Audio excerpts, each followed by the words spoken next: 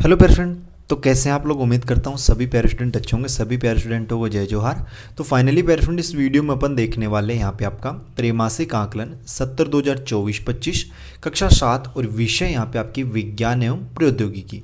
तो class 7th वाले जो स्टूडेंट्स हैं उनके लिए वीडियो रहने वाली है। इस वीडियो में कक्षा 7 का जो आपका विषय विज्ञान एवं प्रौद्योगिकी का क्वेश्चन पेपर है, ठीक है, उसका संपूर्ण सॉल्यूशन अपन यहाँ पे कवर करेंगे। त्रैमासिक आकलन 2024-25 का पूर्णांक आपका 80 अंक है। समय आपका यहाँ पे 3 घंटे का दिया गया है, ठीक है। तो पेरेंट वीडियो को स्टार्ट से लेकर आखिरी एंड तक कंप्लीट वीडियो देखिएगा। हर एक प्रश्न का सॉल्यूशन अच्छे से कीजिएगा। किसी प्रश्न में अगर किसी प्रकार का कोई डाउट हो तो वो आप कमेंट बॉक्स में ज़रूर बताइएगा। बाकी चैनल को अगर आप लोगों ने अभी तक सब्सक्राइब नहीं किया तो वेट किसका कर रहे हो यार, चैनल को जरूर सब्सक्राइब करें। बेल का जो नोटिफिकेशन है उस पर आप लोग ऑल पे सेट कर लें ताकि जैसे नेक्स्ट वीडियोस अपलोड होंगे आपके अदर सब्जेक्ट्स के तो उनके नोटिफिकेशन आप तक पहुंच पाए। यहाँ पे देखो वस्तुनिष्ठ प्रश्न है। प्रश्न पहला है रेगिस्तान में नहीं पाया जाता। तो रेगिस्तान में क्या नहीं पाया जाता, तो यहाँ पे रेगिस्तान में कमल नहीं पाया जाता भैया। से वाला ऑप्शन जो है ना वो आप लोग यहाँ पे राइट कर लीजिए। देखो नागफली, खेजड़ी, रेगिस्तानी घास ये सभी रेगिस्तान में पाए जाते हैं, लेकिन कमल जो है वो रेगिस्तान में नहीं पाया जाता। प्रश्न 2 है कि मनुष्य के शरीर में भार की दृष्टि से जल लगभग पाया जाता है। तो मनुष्य के शरीर में वैसे 40% जल पाया जाता है, लेकिन ये भार की दृष्टि से लगभग 60% होता है। तो आप लोग जो है ए वाला ऑप्शन जो है ना वो आप लोग यहाँ पे राइट कर लीजिए, ठीक है। प्रश्न 3 है इनका आकार व आयतन निश्चित होता है। किनका आकार व आयतन निश्चित होता है, तो यहाँ पे ठोसों का आकार व आयतन निश्चित होता है पेयर फ्रेंड। तो ए वाला ऑप्शन जो है उसको आप यहाँ पे राइट कर लीजिए। प्रश्न 4 है चींटी में पाया जाता है। तो चींटी में क्या पाया जाता है, तो चींटी में पेयर फ्रेंड यहाँ पे आपका फॉर्मिक अम्ल पाया जाता है, ठीक है। क्या पाया जाता है, फॉर्मिक अम्ल। तो बे वाला ऑप्शन जो है उसको आपको यहाँ पे राइट कर लेना है, ठीक है। प्रश्न 5 है पश्मीना है। तो पश्मीना क्या है, ऑप्शन से कुर्सी है, सोने का हार है, शॉल है या फिर भेड़ है। तो पश्मीना एक भेड़ होती है। तो दे वाला ऑप्शन जो है उसको आपको इसमें राइट करना है। हमारे हाथ पैर की कोशिकाएं कैसी होती हैं, अनैच्छिक कोशिकाएं। तो बे वाला ऑप्शन जो है उसको आपको यहाँ पे राइट कर लेना है। आगे देखिए अति लघुत्तरीय प्रश्न है अपने। प्रश्न क्रमांक 7वां है कि आसूत जल से आप क्या समझते हैं। आसूत जल जो है उससे आप क्या समझते हैं, तो देखिए इसके बारे में क्या लिखोगे। प्रश्न क्रमांक कौन सा है पेरेंट, प्रश्न क्रमांक अपना 7वां प्रश्न, ठीक है। प्रश्न 7 जो है उसका उत्तर आप लोग यहाँ पे नोट कीजिए कि आसूत जल पानी का सबसे शुद्ध रूप है। इसे उबालकर भाप बनाया जाता है और फिर उस भाप को वापस तरल में ठंडा किया जाता है। इस प्रक्रिया से पानी में मौजूद अशुद्धियाँ, खनिज, लवण, बैक्टीरिया और अन्य संदूषक हट जाते हैं। क्या हो जाते हैं, हट जाते हैं। तो इस तरीके से आपको प्रश्न क्रमांक 7 जो है उसका उत्तर नोट कर लेना है। अगला प्रश्न क्या है आपका, प्रश्न क्रमांक 8वां है। क्या है पेरेंट 8वां प्रश्न, ये है कि रासायनिक अभिक्रिया किसे कहते हैं। तो किसे कहते हैं पेरेंट रासायनिक अभिक्रिया, तो उसका आंसर क्या लिखोगे आप लोग।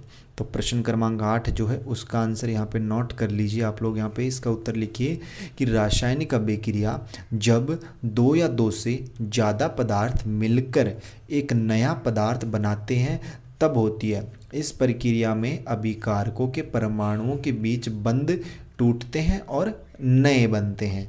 तो इस तरीके से आपको प्रश्न क्रमांक 8वां जो है उसका उत्तर यहाँ पे नोट डाउन कर लेना है।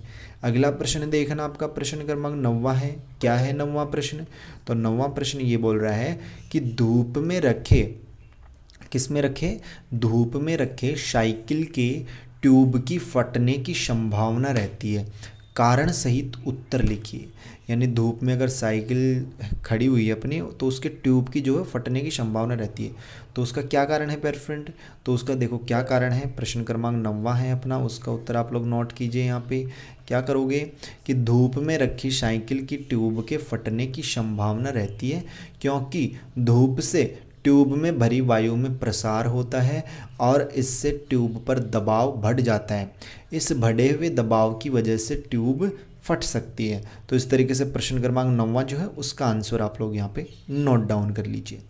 अगला प्रश्न देखिएगा, आपका प्रश्न क्रमांक है यहाँ पे अपना 10वां प्रश्न क्या है कि हमें मापन की आवश्यकता क्यों पड़ती है, हमें मापन की आवश्यकता क्यों पड़ती है। पेरेंट यार, अगर आप लोगों ने अभी तक चैनल को सब्सक्राइब नहीं किया है तो चैनल को जरूर सब्सक्राइब कीजिए। जो नीचे ब्लैक कलर, पहले रेड कलर था, अब यहाँ पे आपका ब्लैक कलर का बटन दिख रहा होगा, नीचे सब्सक्राइब लिखा हुआ, ठीक है, तो उसे ज़रूर क्लिक कीजिए।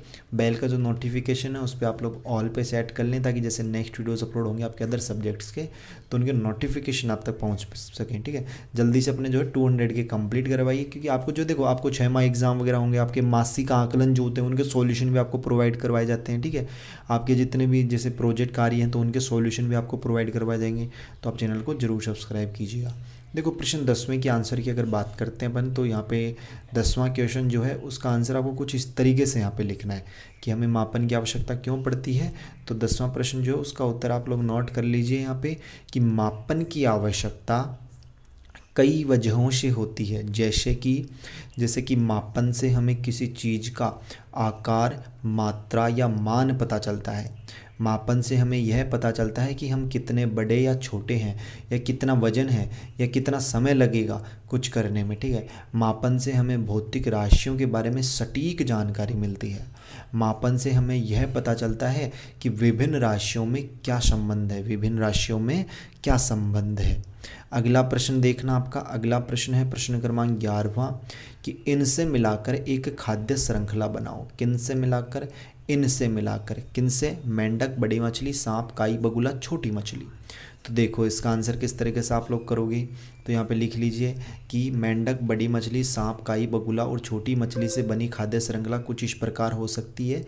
मेंढक, फिर आपको लिखना है छोटी मछली, फिर बड़ी मछली, फिर सांप और फिर काई, बगुला। तो इस तरीके से आप इस प्रश्न का आंसर कर लीजिए। अगला प्रश्न देखते हैं पैर स्टूडेंट अपन अपना, अगला प्रश्न क्या है यहाँ पे 12वां प्रश्न है, लघु उत्तरीय प्रश्न है कि सही जोड़ी अपने को यहाँ पे बनानी है। क्या करने हैं, सही जोड़ी मिलान करने हैं, कॉलम क को कॉलम ख से अपने को यहाँ पे मिलान करना है, ठीक है। क्या करना है, मिलान करना है।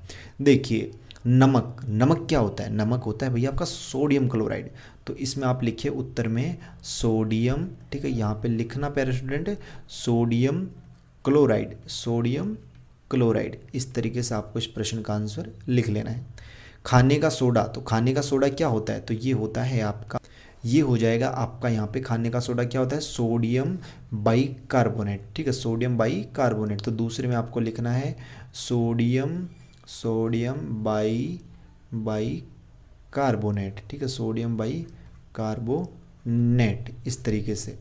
और जो आपका कपड़े धोने का साबुन है, कपड़े धोने का सोडा जो होता है उसे कहते हैं सोडियम कार्बोनेट, ठीक है, वो क्या होता है, सोडियम कार्बोनेट। तो इसमें लिखना है आपको सोडियम कार्बो, ठीक है, कार्बोनेट, सोडियम कार्बोनेट, ठीक है। और नींबू में पाए जाने वाला अम्ल कौन सा है, तो ये होता है आपका साइट्रिक अम्ल, ठीक है। कौन सा अम्ल होता है, साइट्रिक अम्ल होता है, ठीक है प्यारे फ्रेंड। कौन सा अम्ल होता है, साइट्रिक अम्ल होता है। तो इस तरीके से आपको ये मिलान कर लेने हैं, ठीक है।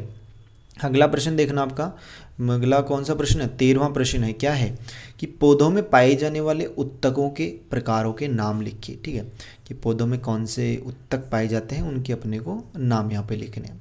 तो देखिएगा इस प्रश्न का आंसर, कौन सा प्रश्न था अपना, प्रश्न क्रमांक था अपना 13वां प्रश्न, ठीक है। कौन सा प्रश्न था प्यारे स्टूडेंट, 13वां प्रश्न। तो देखिए 13वें प्रश्न का आंसर कुछ इस तरीके से यहाँ पे नोट कर लीजिए। क्वेश्चन क्रमांक 13 का आंसर कि पौधों में पाए जाने वाले उत्तक एवं कार्य निम्न है। पहला उत्तक होता है आपका प्रविभाजी उत्तक, ये उत्तकों के कारण तने और जड़ की लंबाई बढ़ती है, ठीक है। इन उत्तकों के कारण क्या होती है, तने की लंबाई व जड़ बढ़ती है। दूसरा होता है त्वचीय उत्तक, ये क्या करते हैं, यह उत्तक तना, जड़, पत्तियां, फल, फूल एवं जीव का बाह्य आवरण बनाता है। यह उत्तक प्रकाश संश्लेषण की क्रिया में सहायक होता है। पत्तियों में गैसीय आदान प्रदान में सहायक होता है। जड़ों में पानी के अवशोषण में सहायक करता है, ठीक है, इस तरीके से। तीसरा है आपका सहवनी उत्तक, क्या होता है, सहवनी उत्तक कि भोजन तथा खनिज लवणों को पौधों के विभिन्न अंग तक पहुंचाता है। 4th नंबर पे है आपका भरण उत्तक। क्या है भरण उत्तक? कि यह पौधों को सहारा देता है, पत्तियों में यह प्रकाश संश्लेषण द्वारा भोजन का निर्माण करता है और पौधों की जड़ों में भोजन संग्रहण करता है। तो इस तरीके से आपको इस प्रश्न का आंसर लिख लेना है। ठीक है प्यारे फ्रेंड, तो प्यारे फ्रेंड इस वीडियो में अपन इतने ही क्वेश्चन कवर करेंगे। बाकी आगे के जितने क्वेश्चन है 14, 15, 16 और 17 4th क्वेश्चन आपके रहे हैं जो आपको जल्दी नेक्स्ट पार्ट में बताए जाएंगे। तब तक आपसे रिक्वेस्ट है, चैनल को अगर सब्सक्राइब नहीं किया तो यार चैनल को जरूर सब्सक्राइब करें। बेल का जो नोटिफिकेशन है उस पर आप लोग ऑल पे सेट कर लें, ताकि जैसे नेक्स्ट वीडियोज़ अपलोड होंगी तो आपको अदर सब्जेक्ट के तो उनके नोटिफिकेशन आप तक पहुँच सकें। ठीक है, और अगर कोई डाउट है तो आप कमेंट बॉक्स में जरूर बताइएगा। नेक्स्ट वीडियो आपको कौन से सब्जेक्ट के सॉल्यूशन की चाहिए वो भी कमेंट में बताइएगा। बाकी इसकी पीडीएफ के लिए आप टेलीग्राम ग्रुप में ज्वाइन हो जाइए, जिसका लिंक आपको वीडियो के डिस्क्रिप्शन बॉक्स में दे दिया गया है, या फिर टेलीग्राम पे जाना, सर्च करना Y2 पॉइंट, आपको अपना टेलीग्राम चैनल मिलेगा, उस पर भी आपको इसकी पीडीएफ इजीली प्रोवाइड करवा दी जाएगी। बाकी मिलते हैं प्यारे फ्रेंड अपन जल्दी नेक्स्ट वीडियोज़ में, होशम जोश के साथ। तब तक सभी प्यारे स्टूडेंटों को बाय, धन्यवाद। सभी प्यारे स्टूडेंटों को टेक